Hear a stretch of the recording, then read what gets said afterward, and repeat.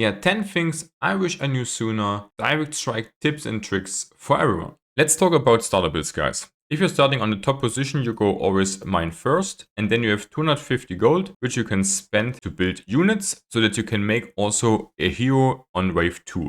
If you are starting on the mid position, also mine first, and then you have 350 gold to make units, and then you also will be able to build on the second round a hero. If you're starting on the bottom position, you go mine first, and then you're building no hero first wave. You just spend all your money on units, because you want to see first of all what your enemy is playing. Depending on what you're seeing, you can then decide if you want to go for hero wave 2 or 3, because then you know what you have to counter. You should always activate the grid, because this makes it easier to position your units well. In the early game, you want to stay on one mine and on tier 1 and just build a lot of tier 1 units to get mid control. And if you have the mid control, you also want to get as soon as possible the enemy tower, because this gives you extra gold and also a better map control. In addition, it's actually really important that you also are spending your gold as efficiently as you can. All money which you aren't spending before the next wave spawns is essentially money which is wasted. To get the enemy tower and also mid control as soon as possible, make sure to have your units always in front of the wave spawn, because then they're also reaching out to the enemy further than if you would place them on the back. So if you place them in front, it's always pushing the wave. If you are getting pushed, guys, especially in the early game, you should reposition all the units as far back as you can. You just select a unit for this and press T or here this button to move, and then you can reposition them. If you reposition everything in the back line, and imagine you're getting pushed, guys, then your units are spawning more in the back. That means they are needing more time to reach the middle, but also the enemies will run into your tower, which deals really high damage in the early game and clears out potential wave leaks of your mates. This makes your wave again easier to clear out your current wave, and also the guy who's coming after you is more likely to stack with you, and like this you can depush your base and having then again mid control. The hero should always also stand behind your front line. You don't want your hero to tank in the early game. Especially on melee heroes, you want to position them in the top or bottom corner, because there they will tank the least damage early on, so they can put out their own damage way more reliable. Talking about upgrades, guys, you should only do upgrades which are really benefiting you in the game. Early on, an example is of dispel.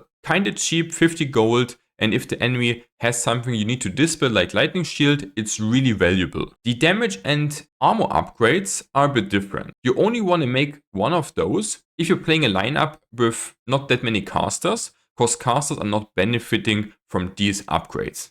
Only summon and units will get improved. Damage is also way more valuable than defense, because you want to kill the enemy as soon as possible, so you want to add damage. And also the values are a lot in favor of attack upgrades. Tagging and getting additional gold mines is one key factor of the game, obviously, guys. This is also one of the most misplayed things in the whole game. You should only tag if it really benefits you. What does this mean, guys? In this case, I have on tier 2 Necros and Statue. So I see if I want to get or need some healing or summoning or more damage on my existing units with Frenzy, then I should go to tier 2. So how to tag is also very dependent on your draft. Next up, the gold mines, guys. I know you all love them, but I think one gold mine is all you need, honestly, especially when you play for hard mid control.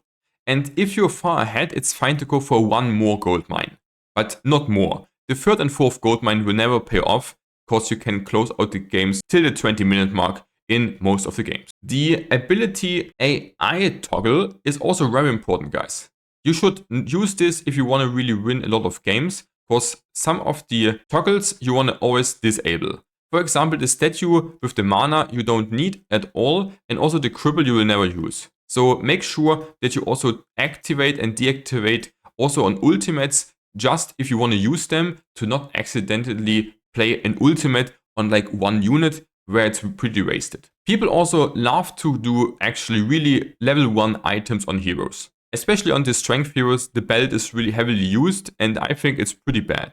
Like, imagine you're having a hero which was really expensive and is on level 1 the weakest. Why would I give anyone for this amount of gold like plus 10 strength if I can get like one footy and the dryad out for it? If your hero hits level 5, 6, it's fine to give them 1 or 2 items, especially the evasion is really good, and also a ring of protection can be decent. And some heroes like the Shadow Hunter also relying on having on level 6 like items on top. Yeah, and the last thing I really want to tell to you guys, never go for tech plus gold mine in the same turn. That is just way too much tempo loss, because you're investing then like up to 450 gold in one turn, which is not an army value. So you should go for the mine, then wait 1 or 2 turns and then tech if you want. And also make sure that you're not getting mines and tech while your mates are doing the same.